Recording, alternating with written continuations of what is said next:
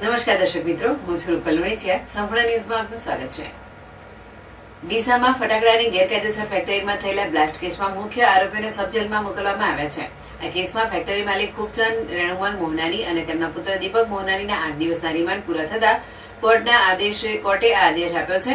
ડીસાના ઢુવા road પર આવેલી આ ગેરકાયદેસર ફટાકડા ફેક્ટરીમાં થયેલા વિસ્ફોટમાં 22 મજૂરોના મોત થયા હતા. આ ઘટનામાં અન્ય 5 મજૂર ઘાયલ થયા હતા.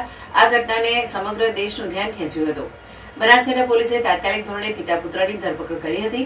પોલીસે રિમાન્ડ દરમિયાન કેટલાક મહત્વના મુદ્દાઓની તપાસ કરી હતી. આમાં એક્સપ્લોઝિવ